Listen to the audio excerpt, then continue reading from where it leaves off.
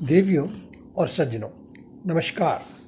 मैं आपका एस्ट्रोलॉजर पंडित एस.के. शर्मा अपने यूट्यूब चैनल ज्योतिष डिवाइन एस्ट्रोलॉजी में आपका एक बार फिर से हार्दिक अभिनंदन करता हूं। दोस्तों, अभी हाल ही में मेरे पास कई प्रश्न आए हैं जिसका मुख्य टॉपिक रहा है अंतर्जातीय और विदेश में विवाह के योग कैसे बनते हैं। इसके बारे में बहुत से भाई बहनों ने पूछना चाहा है। टॉपिक बहुत ही महत्वपूर्ण है। प्रश्न का सीधा संबंध आपके होने वाले जीवन साथी से है। तो दोस्तों, आज की पोस्ट में हम इसी विषय पर विस्तार से चर्चा करेंगे। आगे बढ़ने से पहले मैं आपको एक आवश्यक जानकारी देना जरूरी समझता हूँ कि भारत दुनिया का नंबर 1 देश है जिसके लगभग 2 करोड़ से भी अधिक नागरिक विदेशों में जाकर बस चुके हैं या वहाँ पर काम कर रहे हैं। ऐसे में उनकी प्रेफरेंस यही होती है कि उस स्थान या देश में ही जीवन साथी मिल जाए जहाँ पे वो पहले से ही बसे हुए हैं। इसीलिए आज के समय में अंतर्राज्यीय और विदेश में विवाह का प्रचलन बहुत ही बढ़ गया है। आगे बढ़ते हैं, अपने मुख्य पॉइंट पर आते हैं कि ज्योतिष के अनुसार कौन कौन से ऐसे ग्रह और योग होते हैं जिससे आपको अपनी इच्छा अनुसार इंटरकास्ट या विदेश में विवाह करने में सफलता मिल सकती है या मिल जाती है। सबसे पहले आप एक मुख्य बात जान लें कि इस प्रकार के विवाह शादियों में मुख्य तौर पर 2 ग्रह मंगल और राहु का रोल बहुत ही महत्वपूर्ण माना जाता है। अगर आपकी कुंडली में लगन और सप्तम स्थान में मंगल और राहु का किसी प्रकार से भी कनेक्शन बन रहा है या इन्वॉल्वमेंट है तो यह इस प्रकार की शादियों का रास्ता आसानी से खोल देता है।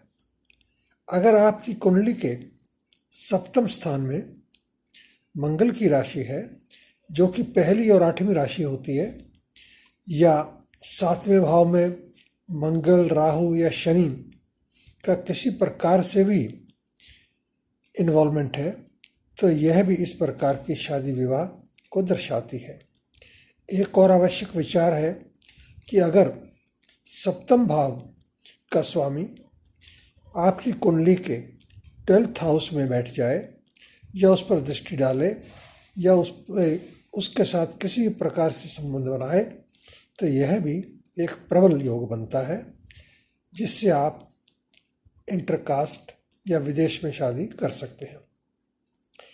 इसके अलावा जब भी शादी विवाह का विचार किया जाता है तो हमें 2 मुख्य ग्रह शुक्र और बृहस्पति का विचार करना भी बहुत महत्वपूर्ण माना जाता है। इन पॉइंट्स के साथ साथ हमें ग्रह बल और ग्रह दशा का भी पूरा विश्लेषण करना पड़ता है, तभी हम किसी लॉजिकल कंक्लूजन पर पहुंच सकते हैं। क्योंकि यह आवश्यक होता है कि जिस ग्रह के बारे में हम विचार कर रहे हैं उसका प्रभाव आपके जीवन काल में कब पड़ेगा।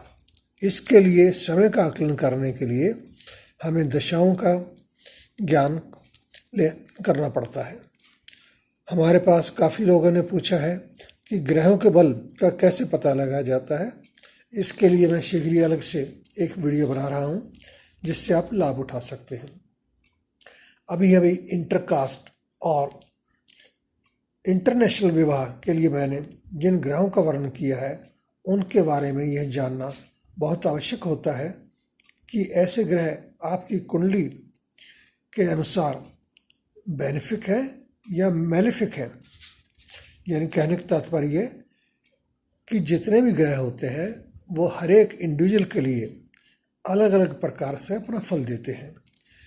किसी जातक के लिए कोई भी ग्रह लाभदायक हो सकता है और दूसरा ग्रह लाभदायक नहीं भी हो सकता है।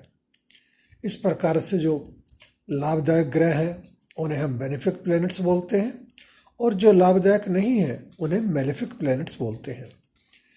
अगर ग्रह बेनिफिक है तो आपका विवाह जीवन अच्छा रहेगा, और अगर ग्रह मेलेफिक है तो आपके वैवाहिक जीवन में प्रश्न चिन्ह भी लग सकते हैं।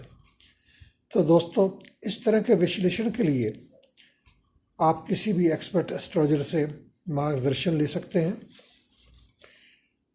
और अपने जीवन का निर्णय ठीक प्रकार से लेने में आपको सहायता मिल जाती है।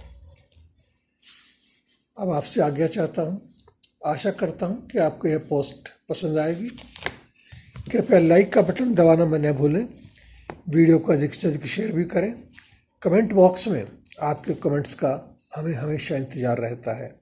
अगर आप हमसे कुछ पूछना चाहते हैं तो कमेंट बॉक्स में अपना प्रश्न डाल सकते हैं। इसके अतिरिक्त आप हमसे अन्य माध्यम से भी संपर्क कर सकते हैं। हम फेसबुक, इंस्टाग्राम, ट्विटर पे भी अवेलेबल हैं। चलते चलते आपकी मंगल कामना करता हूँ। आप ज़्यादा प्रसन्न रहें, अपने स्वास्थ्य का ध्यान रखें और अपने कर्म अच्छी प्रकार से ईमानदारी से अपने कर्तव्य को निभाते रहें। धन्यवाद।